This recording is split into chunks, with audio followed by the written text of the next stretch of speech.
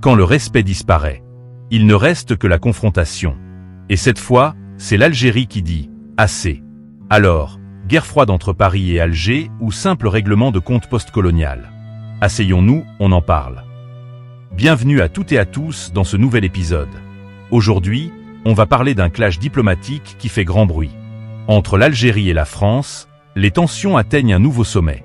Ce n'est plus de simples déclarations politiques, non. Là, on parle d'actions concrètes, de décisions officielles, de sanctions croisées. Et derrière cette escalade, une question se pose. Où est passé le respect entre deux nations liées par une histoire à la fois douloureuse et inévitable? Tout commence avec une gifle diplomatique. L'Algérie décide de retirer aux diplomates français tous leurs privilèges. Accès facilité aux ports, aux aéroports, cartes spéciales. Terminé. Ce n'est pas rien. Parce que ces cartes-là, elles donnent un pouvoir immense. Immunité, exonération fiscale, accès VIP, liberté de mouvement. Bref, c'est comme un passe-droit permanent dans un pays étranger. Mais pourquoi ce retrait? Pour répliquer à une mesure française.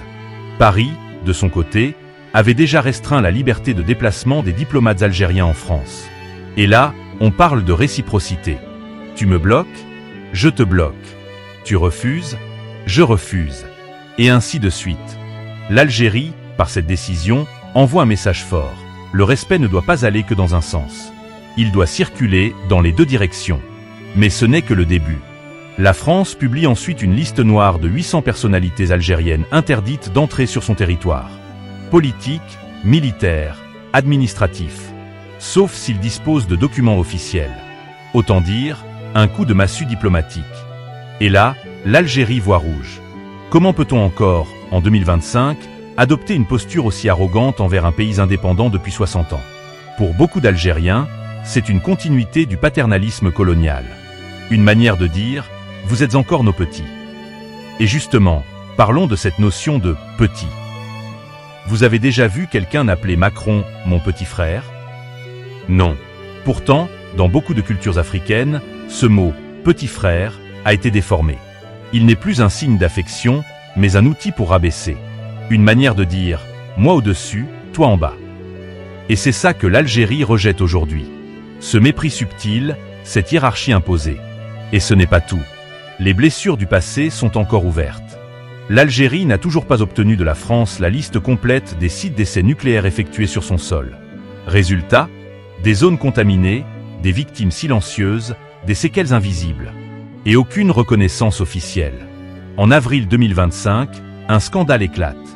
3 ressortissants algériens sont arrêtés à Paris pour avoir tenté de kidnapper un opposant algérien. Ce dernier, Amir Bour, dénonçait les dérives du régime algérien depuis la France. Et pour le faire taire, certains ont voulu le ramener de force. Déguisé en policier français. Incroyable résultat, un diplomate algérien est expulsé de France. Nouveau choc. Et comme si ça ne suffisait pas, la France tente d'expulser 120 ressortissants algériens, sans lien réel avec l'Algérie. Certains sont nés en France, ont grandi en France. Mais l'Algérie refuse de les accueillir. Elle estime qu'on ne peut pas lui imposer de reprendre des personnes devenues françaises par la vie. Et là encore, la tension monte. Un autre point de friction, le Sahara occidental. La France soutient le Maroc. L'Algérie soutient les rebelles indépendantistes.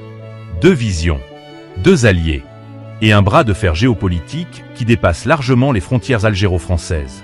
Alors, aujourd'hui, l'Algérie frappe fort. Elle retire ses privilèges, claque la porte et réclame une relation d'égal à égal. Fin du temps où on tolérait le mépris diplomatique sous prétexte d'histoire partagée. Mais la vraie question maintenant, c'est celle-ci. Est-ce que l'Algérie a raison de répondre œil pour œil?